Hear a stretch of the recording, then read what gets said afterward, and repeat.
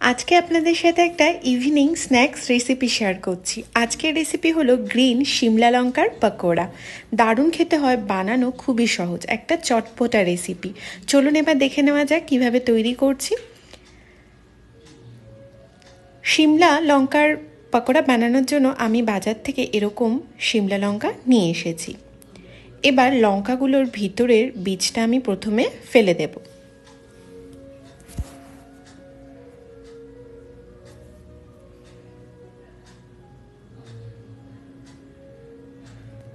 দেখুন, সমস্ত লঙ্কার বীজ আমি এভাবেই ফেলে দিয়েছি।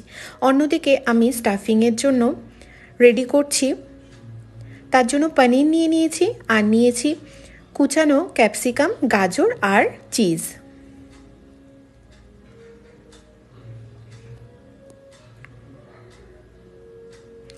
ভালো করে স্টাফিংটা হাতের সাহায্যে মেখে নেব। স্বাদ মতো নুন দিয়ে দিলাম, আর দিলাম চিলি ফ্লেক্স।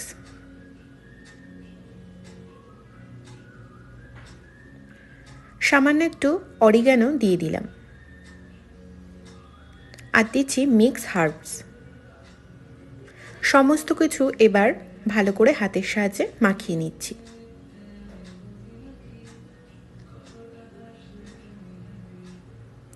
স্টাফিংটা যত ভালো হবে খেতে কিন্তু তত দারুণ হবে। এবার লঙ্কাগুলোর মধ্যে স্টাফটা ভরে নিচ্ছি।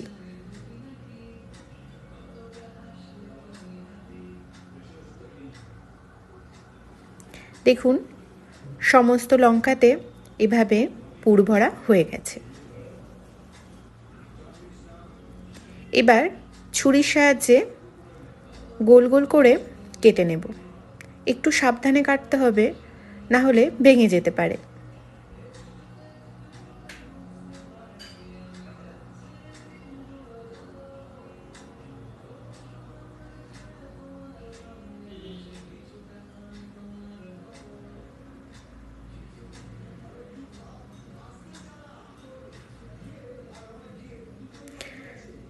দেখুন, সমস্ত লঙ্কাগুলো আমি এভাবে কেটে নিয়েছি।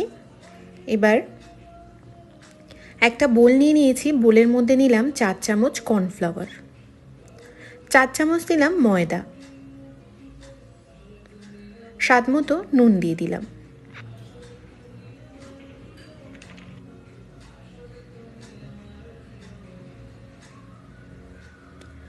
সামান্য একটু ব্ল্যাক পেপার দিয়ে দিলাম। অল্প অল্প করে জল দিয়ে ব্যাটারটা তৈরি করে নেব। এই ব্যাটারটার মধ্যে ডুবিয়েই কিন্তু পকোড়াগুলো ভাজতে হবে।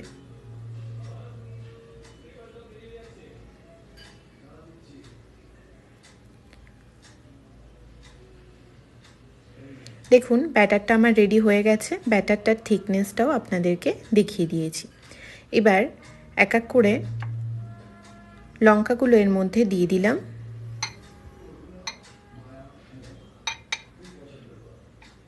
এভাবেই একটা চামচের সাহায্যে ব্যাটারটা লঙ্কাগুলোতে মাখিয়ে নিয়ে নিচ্ছি।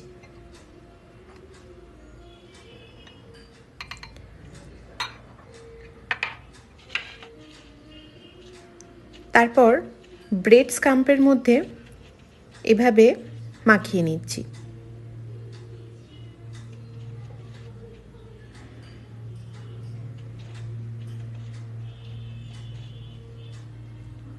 এবার পরিমাণ মতো কড়াইতে তেল নিয়ে নিয়েছি। এক এক করে পকোড়াগুলো ভেজে নেব।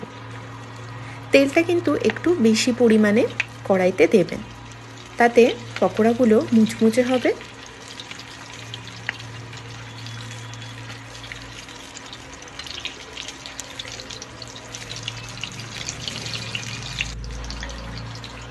তৈরি হয়ে গেছে আজকের রেসিপি গ্রিন শিমলা লঙ্কার পকোড়া।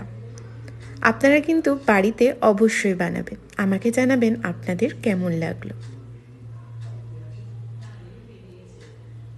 গরম গরম এবার পরিবেশন করব। যদি ভালো লাগে আমার এই চ্যানেলটিকে অবশ্যই সাবস্ক্রাইব করবেন। পাশে থাকা বেল বাটনটা অবশ্যই প্রেস করবেন, যাতে আমার সমস্ত ভিডিওর নোটিফিকেশন আপনাদের কাছে পৌঁছে যায়।